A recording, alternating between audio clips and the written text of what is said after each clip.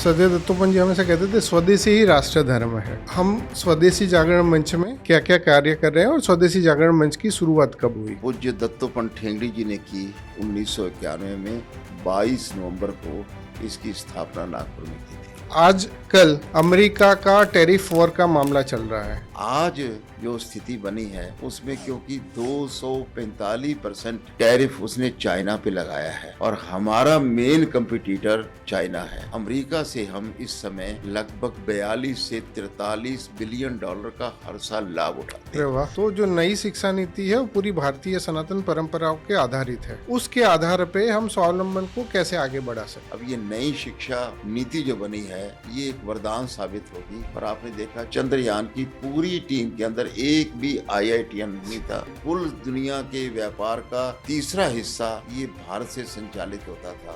हमारे लोगों का DNA ऐसा है कि व्यापार करते हैं, ईमानदारी से करते हैं, रेपुटेशन अच्छी है। और जिस प्रकार से प्रधानमंत्री मोदी जी ने आप वोकल हुई है लोकल के लिए, वोकल फॉर लोकल और मेक इट ग्लोबल, ये बात दीनदयाल जी भी कहते थे। लेकिन दूसरा शब्द उन्होंने दिया आत्मनिर्भर भारत। तो सरकार है, समाज है, स्वदेशी जागरण मंच है, तीनों मिलकर के एक और बढ़ रहे हैं। इसके अच्छे परिणाम निकलेंगे ऐसा मुझे। स्वावलंबन केंद्र का जितना आप उपयोग कर सके हम उतने हीरो ज्यादा से ज्यादा समाज को दे पाएंगे। नमस्कार, मैं डॉक्टर मयूर जोशी, प्रांत संगठक स्वदेशी जागरण मंच। आज के हमारे मार्गदर्शक है माननीय कश्मीर लाल जी भाई साहब। नमस्कार। जो 1984 से राष्ट्रीय स्वयंसेवक संघ के प्रचारक के रूप में कार्य कर रहे हैं और उन्होंने दर्शन शास्त्र और अंग्रेजी में MA किया है और वो हमारे स्वदेशी जागरण मंच के राष्ट्रीय संगठक के रूप में कार्य कर रहे हैं। उन्होंने आज तक 200 से ज़्यादा विश्वविद्यालयों में युवाओं के बीच में उनको स्वरोजगार की तरफ ले जाने के लिए उनको मार्गदर्शन का कार्य किया है। भाई साहब, आपका बहुत बहुत स्वागत है। जी नमस्कार, मुझे बहुत अच्छा लग रहा है, धन्यवाद। तो हम स्वदेशी जागरण मंच में क्या क्या कार्य कर रहे हैं और स्वदेशी जागरण मंच की शुरुआत कब हुई? स्वदेशी जागरण मंच की शुरुआत 1991 में पूज्य दत्तोपंत ठेंगड़ी जी ने की, जो बहुत बड़े चिंतक, विचारक, भारतीय मजदूर संघ, भारतीय किसान संघ जैसे कई संगठनों के निर्माता थे, उन्होंने की। जिस समय 1991 के अंदर डंकल प्रपोजल के आधार पर दोबारा से दुनिया के गरीब देशों को और गरीब बनाया जाए, ऐसा षड्यंत्र जब रचा गया, तो उस समय दत्तोपंत ठेंगड़ी जी ने कहा कि ये आज़ादी का दूसरी लड़ाई है और इस समय देश को पहले सीमाओं पर आक्रमण होता था, अब देश की मंडियों पर आक्रमण हो रहा है, देश की मार्केट पे आक्रमण हो रहा है। इसलिए बहुत ज़रूरी है कि इसको बचाया जाए।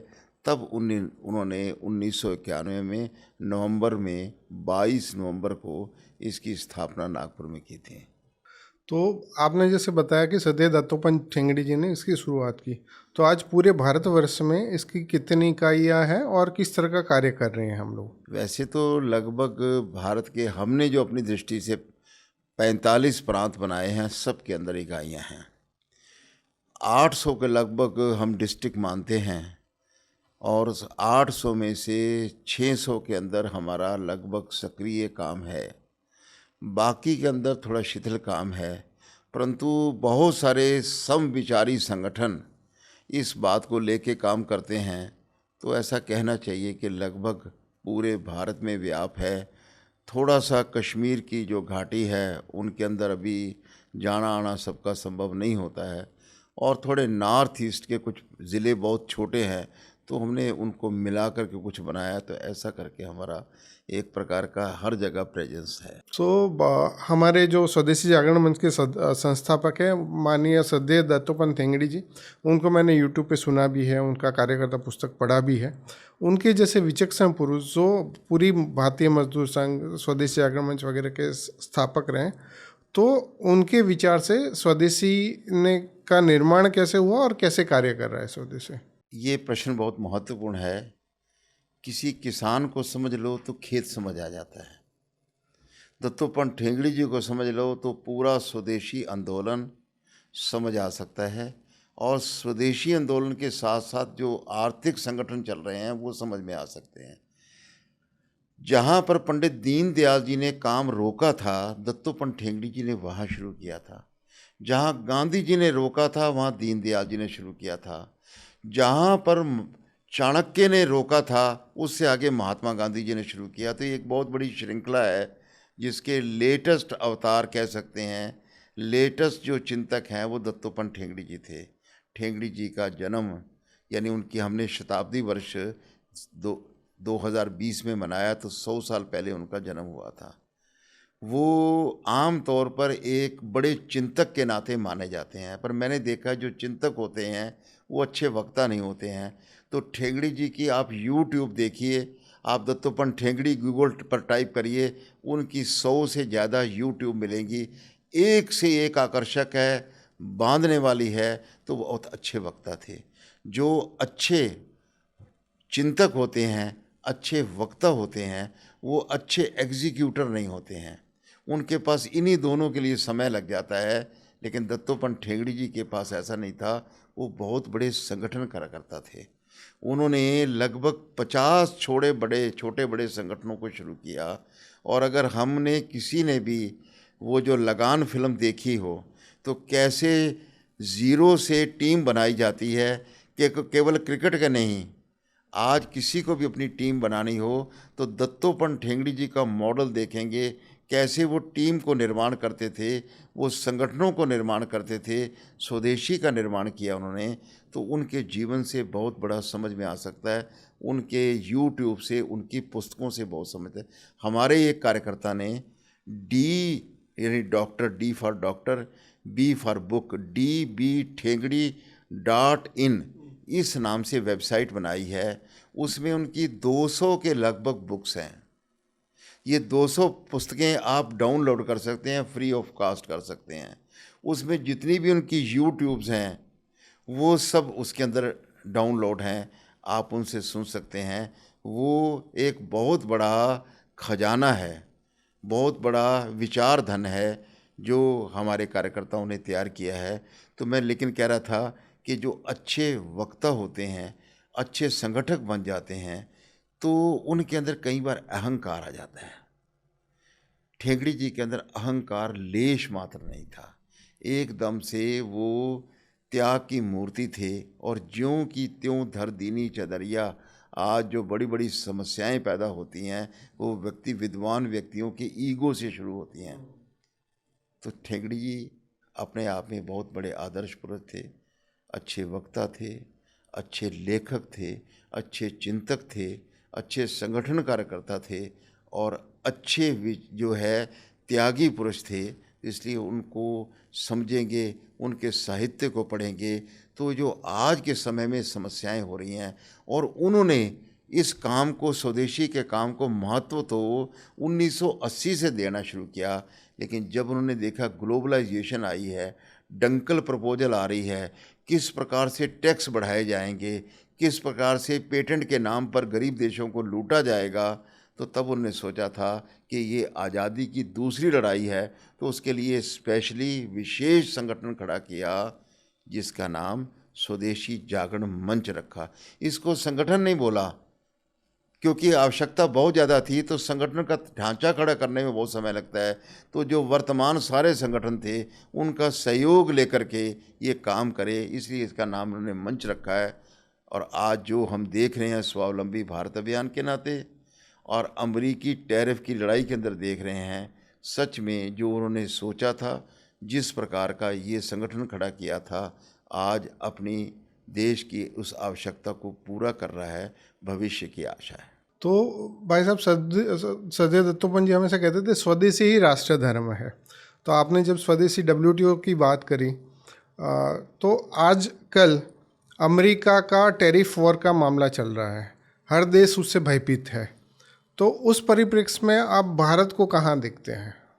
ऐसा है कि 2008 के अंदर अमेरिका से एक सुनामी चली थी, आर्थिक सुनामी। तो उस समय भी ऐसा लगा था कि पूरी दुनिया इसकी चपेट में आएगी। लेकिन भारत उस समय बच गया था।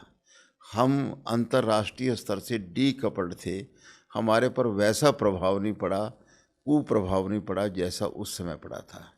एक बार आपको 2000 सन के अंदर आपको ध्यान होगा कि एक कंप्यूटर के अंदर बहुत बड़ा वायरस आ गया था।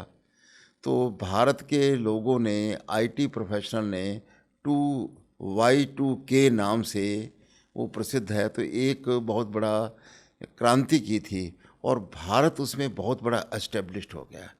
आज जो स्थिति बनी है उसमें क्योंकि 245% टैरिफ उसने चाइना पे लगाया है और हमारा मेन कंपटीटर चाइना है। देयर पेन आवर गेन ऐसा बोलते हैं, तो उनको तकलीफ़ होगी तो हमें लाभ होगा। तो इसलिए भारत को इसमें बहुत लाभ हो सकता है। और दूसरा बहुत बड़ा लाभ का एरिया है कि जिस प्रकार से इंटेलेक्चुअल प्रॉपर्टी राइट के अंदर अनाप शनाप कई सारे विधान, कई सारी चीज़ें लागू की थी। जब ट्रिप्स का समझौता हुआ था तो भारत लूज़र था और उस समय कहा गया था कि भारत को बहुत सारी सुविधाएं, प्रेफर्ड नेशन का दर्जा मिलेगा, इसलिए अमेरिका जो हमारे पर टैक्स कम लगा रहा था वो उसका एहसान नहीं था। जो हमने एहसान किया था ट्रिप्स के समय, उसका वो बदला चुका रहा था। और अब क्योंकि 3 महीने के लिए इसने रोक दिया है, इस बीच में भारत की सरकार, भारत की इंडस्ट्री, भारत के आईटी प्रोफेशनल, भारत के सामाजिक कार्यकर्ता और स्वदेशी जागरण मंच जैसे संगठन इसमें बहुत सक्रिय हैं। तो आशा है कि ये हमारे लिए जो थ्रेट है वो अपॉर्चुनिटी बनेगी, जो आपदा है वो हमारे लिए अवसर बन सकता है अगर हम ठीक ढंग से इसका लाभ उठाते हैं। तो उसके लिए आप उद्योगपतियों को इस अवसर का लाभ उठाने के लिए आपकी तरफ से क्या संदेश जाना चाहिए? हम उनको 2-3 बातें कहते हैं। पहली बात है कि कोरोना के अंदर ये एक सर्वे हुआ था कि पैंडेमिक से, यानी महामारी से ज़्यादा लोग मरे थे या पैनिक से ज़्यादा मरे थे। तो जिन्होंने भी सर्वे किया तो उन्होंने कहा पैनिक से ज़्यादा मरे थे। यही स्थिति आज है उद्योगपतियों की। हमारे उद्योगपति सेंसेक्स को देख करके, अंतर्राष्ट्रीय आंकड़ों को देख करके, कभी रशिया के अंदर बारिश आती है तो यहाँ छाता लेके खड़े हो जाते हैं, कभी चाइना के अंदर आंधी आती है तो यहाँ चश्मा लगा लेते हैं। तो उस नज़रिए से नहीं देखना चाहिए, अपनी ज़मीन तलाशनी चाहिए, पैनिकी नहीं होना चाहिए, इसको कैसे अवसर में बदलें इसका ध्यान रखना चाहिए।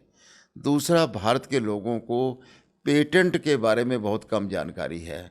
अमेरिका जो इस समय 28 और 29 ट्रिलियन डॉलर की इकनॉमी एक साल की है, उसमें 35%, 35% हिस्सा इंटेलेक्चुअल प्रॉपर्टी राइट्स का है।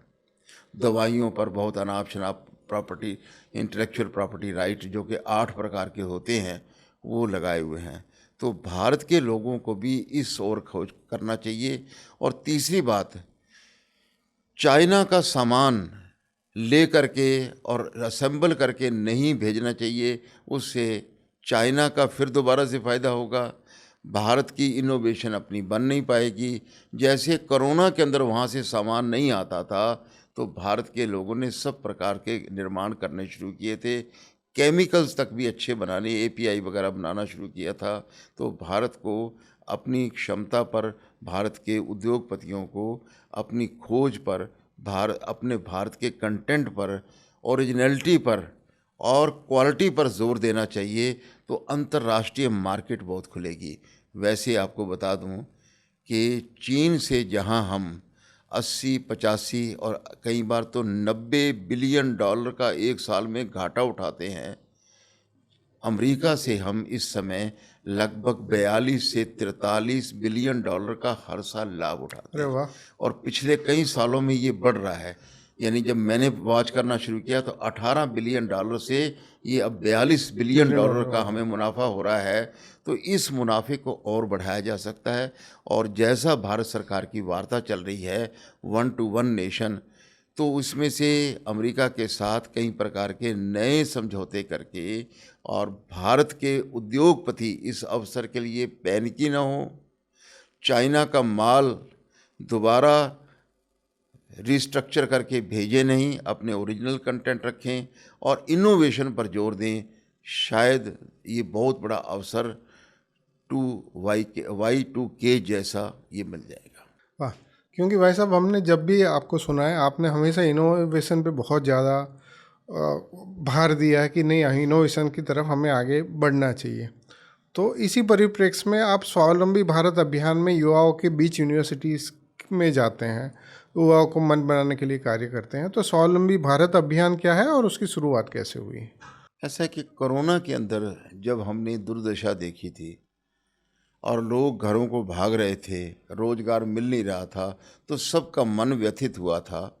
तो उस समय ये आया था कि ये बहुत बड़ा अवसर है कि जब लोग दोबारा से अपने गांव की ओर लौट रहे हैं, ये होना चाहिए था, गांव की ओर लौटना चाहिए था, लेकिन एक बीमारी के कारण से, एक आपदा के कारण से वो आए हैं।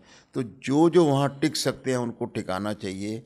हमारी डिसेंट्रलाइज्ड इकोनॉमी होनी चाहिए, युवकों को रोज़गार मिलना चाहिए। हमने स्टडी किया कि 7, 8 या 9% बेरोजगारी की दर मानी जाती है भारत की। कहते हैं बहुत बेरोजगारी, इसका मतलब क्या हुआ कि 100 में से 8 या 9 युवा बेरोजगार हैं।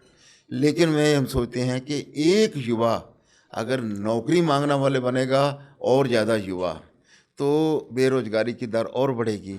अगर यही युवा ये सोचता है कि मैं अपना काम शुरू करूँगा, तो एक व्यक्ति 2 व्यक्तियों को, 5 व्यक्तियों को एम्प्लॉय करेगा, 10 को भी एम्प्लॉय करेगा। तो अगर 2% युवकों ने भी स्टार्टअप को, जिसका बहुत बड़ा स्कोप है, इनोवेशन का जिसका बड़ा स्कोप है, एंटरप्रेन्योरशिप का जिसका बहुत बड़ा भारत में स्कोप है, इस ओर गया तो बेरोजगारी तो समाप्त हो जाएगी और दूसरा निराशा नहीं आएगी। तो इसलिए हम युवकों को समझाते हैं, केवल नौकरी की ओर मत भागो, उससे डिप्रेशन आएगा।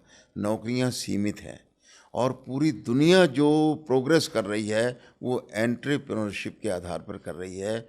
भारत कि ये हमेशा से गुण रहा है कि भारत ने स्वरोजगार के ऊपर दिया है।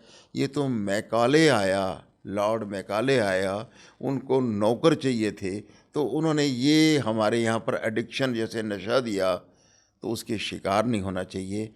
आज हमको लग रहा है कि भारत में जैसे स्टार्टअप की संख्या बढ़ रही है, और एक चेतन भगत लेखक लिखता है कि जो नए नौजवान आगे उद्यमी बन रहे हैं उनकी संख्या बहुत बढ़ रही है, हर एक सर्वे में आ रहा है। तो इसको अगर कैच कर लेंगे तो ये बहुत बड़ा जंपिंग पॉइंट होगा, ये एक पोल वाल्ट जैसा छलांग होगी जो भारत की बेरोजगारी को दूर करेगी, भारत की अर्थव्यवस्था को आगे बढ़ाएगी।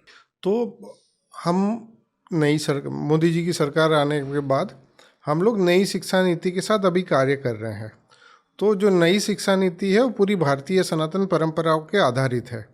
तो उस शिक्षा नीति से जो हमारी नई शिक्षा, जो हमारी अपनी ओरिजिनल शिक्षा नीति है, उसके आधार पे हम स्वावलंबन को कैसे आगे बढ़ा सकते हैं? ऐसा है कि इसमें बहुत बड़ा स्कोप रखा है, प्रैक्टिकल चीज़ करने का, व्यवहारिक ज्ञान देने का। अभी तक तो हम सुनते थे कि जापान के बच्चे खिलौनों से खेलते नहीं हैं, खिलौने बनाते हैं, और स्कूल के अंदर खिलौने बनाने के बाद शाम को कुछ कमाई करके घर ले जाते हैं, फीस नहीं लाते हैं।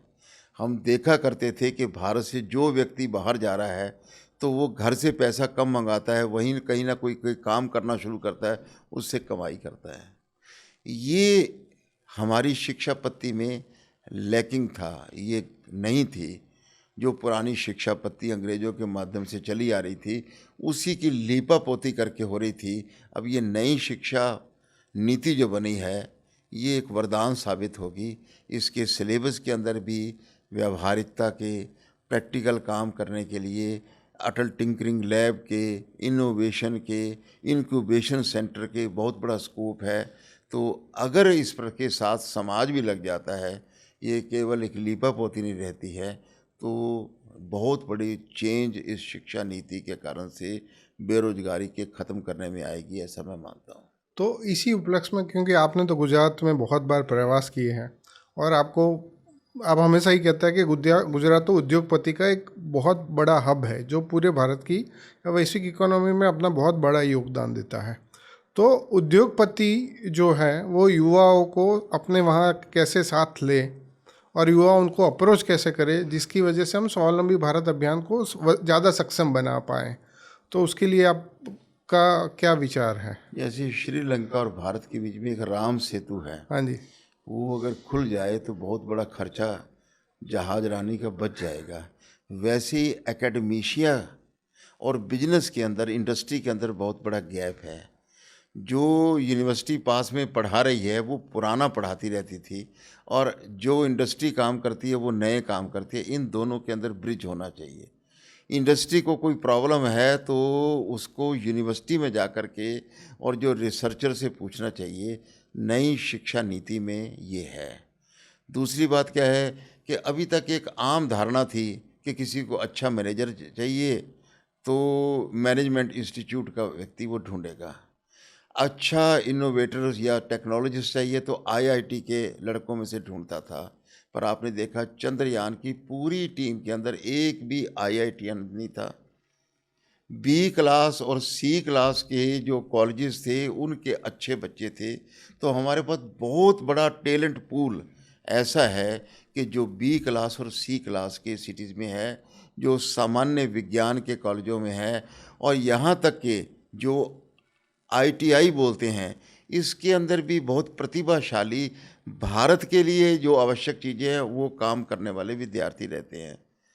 अगर हमारा उद्योगपति उस आकर्षण से बचे और बी क्लास सी क्लास के युवकों को, ग्रामीण युवकों को, आईआईटी के जो अच्छे बच्चे हैं उनको लेना शुरू करे और अपने यहाँ पर इसको एक इन्वेस्टमेंट का हिस्सा बनाए।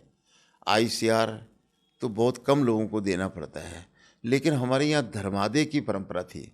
तो धर्मादे के अंदर पानी का प्याऊ लगाना आज उसकी कोई ज़रूरत नहीं है, क्योंकि लोग बोतल लेके चलते हैं, पर फिर भी वो करते हैं तो बहुत अच्छी बात है।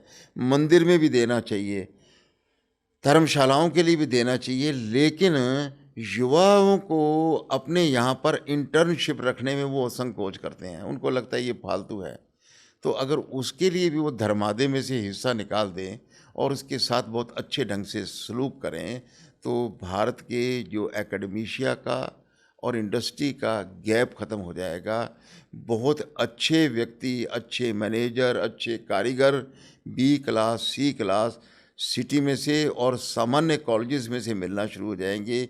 इस अनटैप्ड टैलेंट को अगर ढूंढा जाए तो दोनों को तृप्ति होगी और भारत की बहुत बड़ी समृद्धि होगी। भाई साहब, ये मुझे लगता है कि मेरे अनुभव से, और मैं जितना सामाजिक क्षेत्र में काम करता हूँ और आपके साथ भी जो काम कर रहा हूँ, ये विचार मैं कहता हूँ इंडिविजुअल सोशल रिस्पॉन्सिबिलिटी के तहत आपने पहली बार दिया है कि जो उद्योगपति है वो ऐसे युवाओं को ढूंढे और उनको वहाँ काम दे। क्योंकि जब हम पूरे भारतवर्ष की बात कर रहे हैं तो हर यूनिवर्सिटी जो डिक्लेयर करती है वो बोलती है कि पैकेज कितना मिला, तो युवा भी सरलता से वो पैकेज के पीछे भाग रहा है। पर वो पैकेज की जगह वो खुद अगर अपने आप को झांक के देखे, आपने जो विचार दिया उद्योगपति को कि उद्योगपति उनके साथ रह के उनकी तरफ से दे, तो ज़्यादा आराम से एक गैप ख़त्म होके वो युवा उस तरफ दौड़ सकता है। तो उस दौड़ने की गति के लिए उसके परिवार का मन कैसे बनना चाहिए, क्योंकि हमारी शिक्षक प्रथा है उसके हिसाब से उस स्वावलंबन की जगह उनको नौकरी नौकरी नौकरी नौकरी ही करते हैं। तो उस प्रक्रिया परिस्थिति में परिवार का मन भी कैसे बनाना चाहिए? देखिए, इसके लिए ये बहुत ज़रूरी है। आपने बहुत अच्छा प्रश्न किया है। और कभी लोग इस प्रश्न से घबरा जाते हैं कि देखिए, लोग बच्चों का मन तो बन नहीं रहा, बच्चों का मन नहीं बन रहा। अगर कोई बीमारी नहीं होगी तो डॉक्टर किसके लिए काम पे होंगे? तो डॉक्टर के पास कोई मरीज आ गया और वो परेशान हो गया, अगर एक मरीज गया और दूसरा मरीज आएगा, उसका काम यही है। हम सामाजिक संस्थाओं ने इन चीज़ों के लिए जोर तभी देना शुरू किया कि ये समाज के अंदर बीमारी है। बीमारी इस सरकार के समय नहीं आई, बीमारी सिर्फ आज़ादी के बाद नहीं आई। बीमारी अंग्रेज़ों के काल के समय, मैकॉले के समय से चलती आ रही है, और अंतर्राष्ट्रीय जो फ्लो है उसके कारण से भी उनको चाहिए, नौकर चाहिए, वो करते हैं। तो ये अगर बीमारी है तो उसके लिए ये अपॉर्चुनिटी भी है। तो डॉक्टर को इस प्रकार से आपने अभी तक क्यों नहीं किया है ऐसा नहीं पूछता है, जहाँ से है वो उसको आगे बढ़ाता है। ऐसे ही इंडस्ट्री वालों को एक विचार करना चाहिए, अगर वो समाज को नहीं संभालेंगे तो सबसे बड़ा शिकार वो स्वयं होंगे। मैं ऐसे बहुत से इंडस्ट्रियलिस्ट को जानता हूँ जिनकी करोड़ों की संपत्ति है, लेकिन उनका बच्चा उनके साथ काम नहीं करना चाहता। वो जाकर के कहीं बेंगलोर के अंदर, कहीं विदेश के अंदर नौकरी ढूंढता है। मैं तो एक ऐसे व्यक्ति को जानता हूँ कि जिसके किराए और जो गैराज है उसमें से 2-2.5 लाख कमाता है, एक बेटा है और वो जाकर के कहीं बाहर नौकरी करता है। पत्नी का भी दबाव होगा, उसके मन का भी दबाव होगा। तो जब वो अपने घर में ये समस्या महसूस कर रहे हैं, तो जब उसके दोस्तों में बदलाव आएगा तो इसके मन में बदलाव आएगा। तो इसलिए समाज पर कोई एहसान इंडस्ट्री नहीं करना। अपने घर को बचाना है तो अपने बच्चों के दोस्तों को बचाना शुरू करें। वो जब भाग भाग के पिता को अपना हीरो मानेंगे, इसके पिता को, तो ये बच्चा कहीं नहीं जाएगा, ये बच्चा भी टिकेगा। आज आपने देखते हैं कि पानी के अंदर ये जो हमारी सबसे बड़ी कंपनी है, क्या नाम है इसका, जो पार्ले, अरे पार्लो वालों का जो हाँ, बिस्लेरी है, बिस्लेरी बिस्लेरी का। अब बिस्लेरी की समस्या क्या है कि बड़ी बड़ी कंपनियों से बच गया, लेकिन आज क्यों बेच रहा है कि आगे एक बेटी है और वो इस काम को करना नहीं चाहती, वो विदेश में है, अब उसको देना पड़ेगा। ये तो मैंने एक एग्जांपल दिया जो मैंने प्रत्यक्ष नहीं जानता, पढ़ा हुआ। लेकिन ऐसे सैकड़ों लोगों को जानता हूँ कि जो इंडस्ट्री वाइंड अप करते हैं, कोई देखने वाला नहीं है। तो उनको घर की समस्या को और समाज की समस्या को बराबर मानना चाहिए। जब बच्चे अपना कुछ इन्वेस्टमेंट बच्चों के अंदर इस प्रकार का आकर्षण पैदा करने के लिए भी देना चाहिए, तभी उनका घर भी बचेगा, उनकी इंडस्ट्री बचेगी और समाज भी बचेगा। क्योंकि आपने जो कहा, मेरे अभी एक प्रवास के दौरान मुझे एक उद्योगपति मिले थे जो मुंबई में रहते हैं और उनका फैक्ट्री भरूच में है। अब परिवार में माहौल ये है कि 5 फैक्ट्री होने के बावजूद भी कोई बच्चा उनका फैक्ट्री में काम नहीं करना चाह रहा है, सबकी दौड़ विदेश की तरह है। तो जो हम स्वावलंबी भारत अभियान चला रहे हैं, उसमें जिला स्वावलंबन केंद्र के माध्यम से हम युवाओं का मन बदलने का प्रयास करते हैं। तो आप हमेशा जब कहते हैं कि युवाओं को, जो हमारे यहाँ मानसिकता बनी हुई है कि फिल्मों के हीरो हीरोइन को हम आइडियल मान लेते हैं, पर उसकी जगह अगर हम उद्योगपतियों को आइडियल मानेंगे तो उस आइडियल मानने के लिए उद्योगपतियों के साथ युवाओं को जोड़ना भी ज़रूरी है, जो हम स्वावलंबी भारत अभियान के माध्यम से कर रहे हैं। तो स्वावलंबी भारत माध्यम अभियान में अभी हमारे कितने जिला स्वावलंबन केंद्र पूरे भारतवर्ष में चल रहे हैं? ऐसा कि जैसे मैंने बताया कि लगभग 600 ज़िलों में हमारा काम कर रहा है। तो लगभग इसमें से आधे ज़िलों में स्वावलंबन केंद्र काम कर रहे हैं। लेकिन लोगों का क्राइटेरिया शुरू में ज़रा ख़राब है। वो सोचते हैं कि यहाँ पर B2C, बिजनेस टू कंज्यूमर आएंगे, एकदम लाइन लगेगी। वो ऐसा नहीं होता। हर कॉलेज के अंदर कोई ना कोई इंक्यूबेशन सेंटर है, कोई ना कोई स्टार्टअप सेंटर है, कोई ना कोई रोजगार केंद्र है। तो वो भी हमारा हिस्सा है। तो हम ये बताते हैं, एक ज़िले में अगर 40 कॉलेज हैं, 50 कॉलेज हैं, तो हमारे कार्यकर्ताओं को उन सब के अंदर जाना चाहिए, उन सब को मिलना चाहिए। उनकी एक समस्या होती है, जब वो एक कॉलेज दूसरे से ग्रहण नहीं करना चाहता और अपना कुछ बताना नहीं चाहता। उनको लगता है अगर मैं उनके कॉलेज में सीखने चल गया तो मैं छोटा हो जाऊंगा, मेरी मार्केट वैल्यू कम हो जाएगी, मेरा ब्रांड कम हो जाएगा। हमारा ये जो स्वावलंबन केंद्र है, ये सब के लिए कॉमन चीज़ है। यहाँ सब सहज आ जाते हैं। तो हम B2B करने का काम पहले शुरू करते हैं।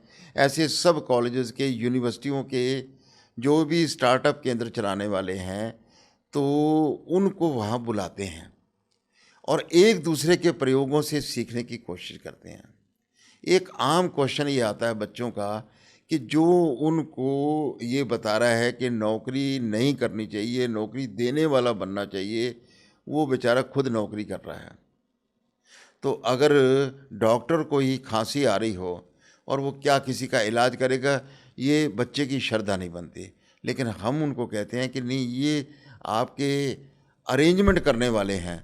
तो हम क्या करते हैं कि जो शहर के अच्छे उद्योगपति हैं, ख़ास तौर पे फर्स्ट जनरेशन एंटरप्रेन्योर, जो स्वयं ज़ीरो से हीरो बने हैं, जिन्होंने शून्य से सृष्टि रची है, जो आज रोडपति होते थे करोड़पति बने हैं, ऐसे सब की सूची बनाते हैं और उनकी प्रैक्टिस कराते हैं कि आप लंबी कहानी मत छेड़िए, बच्चों के लिए जो ज़रूरी है वो बातें बताइए।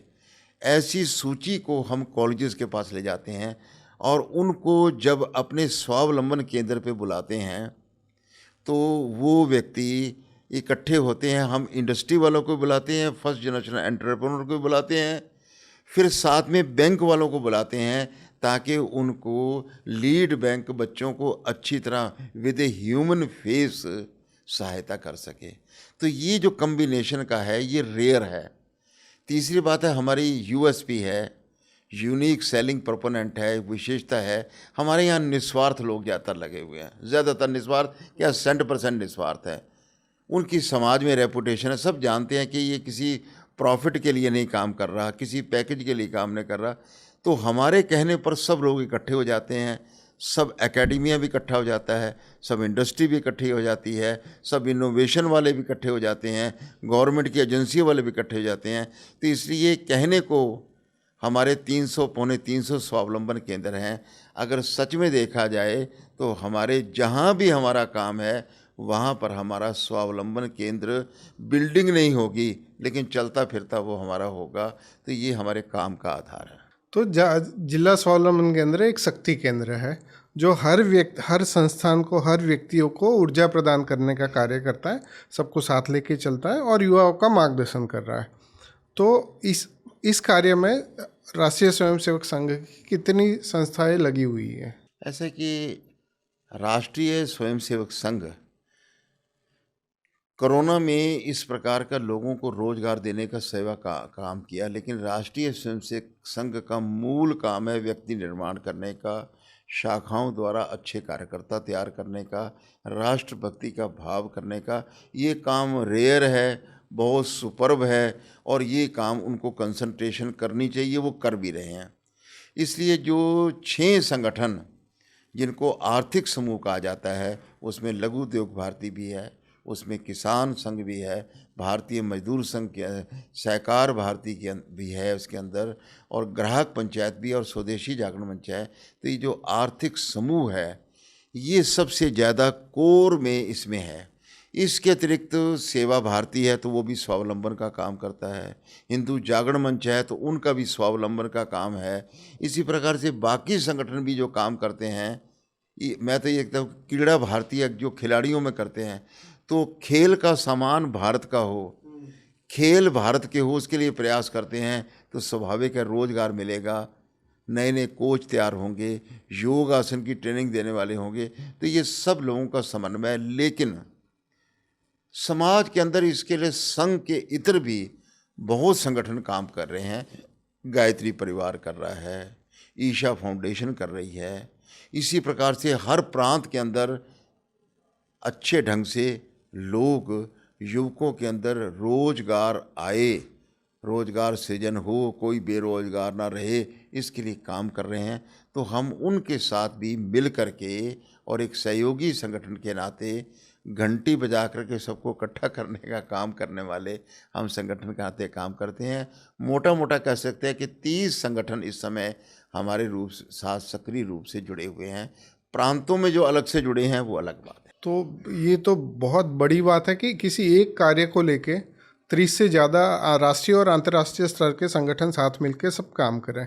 क्योंकि भारत में हम CSR भी देखते हैं, ISR इंडिविजुअल सोशल रिस्पॉन्सिबिलिटी के हिसाब धर्मादा का कार्य हो रहा है, पर इस अलग तरह के धर्मादा कार्य में आपने इतने सारे संस्थानों को जोड़ा है, वो बहुत बड़ी उपलब्धि है।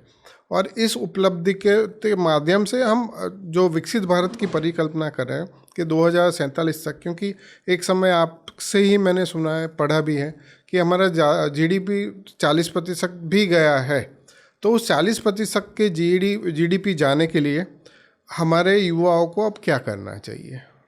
एक चीज़ में थोड़ा सुधार करना चाहूँगा। हाँ जी। आपने कहा जो आपने जोड़े हैं, तो ये मैंने नहीं, आपने जोड़े, पढ़े हैं हमने हमने। जोड़े हैं, हाँ, हमने जोड़े हैं। भाव आपका ये था, परंतु कि ये शब्द जो है मेरे ज़रा चुभता है तो मैंने इसलिए किया। नंबर 2 बात है कि ऐसा भारत के लोग तो मानते थे हम सोने की चिड़िया थे, हम दूध दही की नदियां हमारे यहाँ बहती थी, भारत विश्व गुरु था।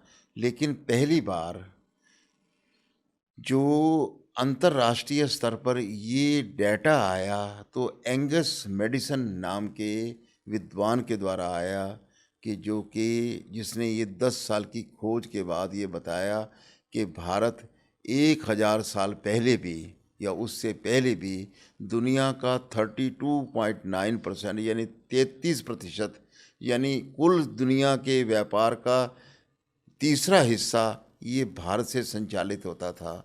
तो इतना बड़ा हिस्सा है, आज भी किसी देश के पास, अमेरिका चाहे कितना आगे आ गया, इतना बड़ा हिस्सा नहीं आया है। 106 ट्रिलियन की इकनॉमी में आज भी 28 ट्रिलियन डॉलर का अमेरिका का हिस्सा है, उससे पीछे है, उससे आगे नहीं है। ये काम रहा है। ये बात हम इसलिए गड़े मुर्दे उखाड़ने की बात नहीं कहते हैं या अपना भूतकाल देख करके प्रसन्न होने वाली बात नहीं है। हमारे लोगों का डीएनए ऐसा है कि व्यापार करते हैं, ईमानदारी से करते हैं, रेपुटेशन अच्छी है, दोबारा हो सकता है, ये विश्वास दिलाने के लिए हम एंगस मेडिसन का डेटा कोट करते हैं। लेकिन और भी लोगों ने इसी प्रकार की रिसर्च किया है और उसी निष्कर्ष पे पहुंचा है, आज ये दोबारा हो सकता है। और ख़ास तौर पे इस अंतर्राष्ट्रीय टर्मोइल के अंदर, टैरिफ वार के अंदर फिर से आशा जगी है कि भारत का स्थान दोबारा से बना है। और जिस प्रकार से प्रधानमंत्री मोदी जी ने 2 शब्द बहुत अच्छे दिए जो हम बोलते थे, उन्होंने अंग्रेज़ी वर्जन बड़े अच्छे ढंग से दिया, आप वोकल होइए लोकल के लिए, वोकल फॉर लोकल, और मेक इट ग्लोबल। ये बात दीनदयाल जी भी कहते थे। लेकिन दूसरा शब्द उन्होंने दिया, आत्मनिर्भर भारत। तो इस ग्लोबलाइजेशन की आंधी में भी आज जो अमेरिका के राष्ट्रपति ट्रंप ने धुंधभी बजानी शुरू किया है कि हमें फ्री ट्रेड नहीं चाहिए, हमें रेस्ट्रिक्टेड ट्रेड चाहिए, तो मोदी जी ने आत्मनिर्भर भारत के अंदर ये बात कही थी।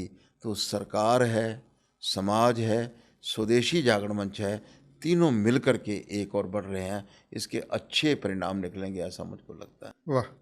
तो इसी परिणाम के अंतिम छोर पे आप स्वावलंबी भारत अभियान के तहत भारत को पूर्णतया विकसित राष्ट्र बनाने के लिए क्या युवाओं के लिए संदेश देना चाहेंगे? एकदम ठीक आपने कहा। सबसे पहला तो युवा को हम कहेंगे कि भी बुजुर्गों से कुछ सीखना चाहिए। वाह। बुजुर्ग आगे जंगल में दौड़ सकते हैं पर रास्ता बुजुर्ग ही बताते हैं, इसलिए उनके पीछे चलना चाहिए, उनका अनुसरण करना चाहिए। नंबर 2 बात, अपना आत्मविश्वास नहीं खोना चाहिए। आज जो नौकरी नौकरी नौकरी, और जब कभी मैं कोटा जैसे स्थानों पर जाता हूँ कि जो नौकरियों की राजधानियाँ बन चुकी हैं या एक प्रकार से बीमारी का केंद्र बन चुके हैं, वहाँ पर जो आत्महत्या करते हुए युवक और युवती दिखते हैं तो मन बहुत दुखी होता है कि भारत का एक युवक जो माँ बाप की आशा है, शादी होने को है तो ससुराल वालों की भी आशा है, वो आत्महत्या करता है तो कितना बड़ा समाज का नुकसान, बुढ़ापे का सहारा माँ बाप का तोड़ता है। तो सबसे पहले उनको ये कहना चाहिए कि पैसा कमाना एक अनपढ़ व्यक्ति भी कमा लेता है। अगर भारत के बड़े उद्योगपतियों की आप बात करेंगे तो अनिल वेदांत जो जिंदल से समूह से लेकर के जितनों तक की आप बात करेंगे, उनमें से ज़्यादातर बहुत पढ़े लिखे नहीं हैं और वो केवल पढ़ाई के बल पे कमाई नहीं कर रहे हैं। आज जो बड़े मकान होंगे किसी कबाड़ी का भी हो सकता है, किसी किसान का भी हो सकता है जो थोड़ा इनोवेशन करता है। तो अगर अनपढ़ व्यक्ति इतना कमा सकता है तो ये केवल कमाई के कारण से रो रहा है कि मेरा आगे क्या बनेगा, नौकरी नहीं मिली तो इसके लिए पैकेज सब कुछ नहीं है, प्रॉफिट बहुत बड़ा है और प्रॉफिट पैदा करना है तो उसके लिए स्टार्ट अर्ली, यानी पैसा कमाना, पढ़ाई के साथ साथ कमाई करना, earning learning side by side करें। नंबर 2 बात, अपने घर के अंदर फ़ोटो फिल्मी हीरो हीरोइन के न लगाओ। फिल्मी हीरो हीरोइन को ऐड देने के लिए जो मजबूर करता है या उनको नचवाता है, वो उसे एंट्री पे उनके लगवाना चाहिए। आज बच्चा जो है इंदिरा नूई की फ़ोटो लगाता है लड़की, क्योंकि उसको बहुत बड़ा पैकेज मिला हुआ है, लेकिन उसको चाहिए कि भारत के श्रीधर वेम्बू का फ़ोटो लगाए कि जो 1 साल के अंदर 2,500 करोड़ का प्रॉफिट कमाता है, 2,500 करोड़ का प्रॉफिट जो नेट प्रॉफिट कमाता है। ऐसे कितने लोग हैं जो सामान्य घरों से है। मैं पिछले महीने 2 महीने पहले जब उनके घर पे गया तो मैंने पूछा आपके पिताजी क्या काम करते हैं? मुझे लगा कि बहुत बड़े इंडस्ट्रियलिस्ट होंगे, तो उन्होंने कहा कि नहीं, वो कोर्ट में क्लर्क थे, सामान्य छोटे से गांव में थे। ऐसे इतने उद्योगपति को देखते हैं, तो मुझे बच्चों को अपने हीरो बदलने के लिए करना चाहिए, प्रयास करना चाहिए, अपने पर विश्वास रखना चाहिए। और आज जो गवर्नमेंट की स्कीमें हैं, बहुत अच्छी अच्छी स्कीमें चल रही हैं, उसके दिमाग में वहम होता है कि यह स्कीम, जैसे चूहे को डर लगता है कि ये रोटी जो है हमेशा ये मेरे को फंसाने के लिए फंसाने किया के लिए होगा। दिया है। लेकिन लोग रोटी भारत में वैसे भी डालते हैं, पक्षियों के लिए डालते हैं, सिर्फ उनको शिकार बनाने के लिए लगाते हैं। तो उसी प्रकार से इस समय गवर्नमेंट की बहुत अच्छी अच्छी स्कीमें चल रही हैं, समाज के लोगों की बहुत अच्छी स्कीमें चल रही हैं। अगर फिर भी कहीं निराश हो, उनको रास्ता न पता लगे, तो स्वदेशी जागरण मंच स्वावलंबन किसी केंद्र पर आएँ, वो उनकी आशा जगाएगा, उनकी हैंड होल्डिंग करेगा, और इतने सारे संगठन को जोड़ करके तो अपने पर विश्वास रखें, समाज की आवश्यकता को पहचानें। आज के समय के अंदर स्वावलंबन के बहुत स्कोप हैं, ऐसा देखना चाहिए। सरकार भी सहायता करने वाली है, स्वदेशी भी सहायता करने वाला है। तो ये भाव लेके चलेंगे तो जो भाव 1947 से पहले हमारे देश के क्रांतिकारियों के मन में आता था कि हम देश के लिए मरेंगे, आज आत्महत्या के लिए मत लड़े मरें, आज उनको समाज के लिए और अपने लिए, देश के लिए जीने का अवसर है। ये सोचेंगे तो जो आज़ादी का जो 100 साल पूरे हो रहे हैं और जिसको अमृत महोत्सव कहते हैं आज़ादी का, उस पर भारत सच में ही, मोदी जी तो कहते हैं कि 10 ट्रिलियन डॉलर की बनेंगे, कोई कहता है 30 ट्रिलियन डॉलर की बनेगा। भारत उसी प्रकार की इकोनॉमी बनेगा कि जैसे कोरोना के अंदर हमने दवा शिकार करने के लिए नहीं, दवा मैत्री के लिए दी थी, वैसे ही भारत की प्रगति पूरी दुनिया के लिए लाभदायक होगी।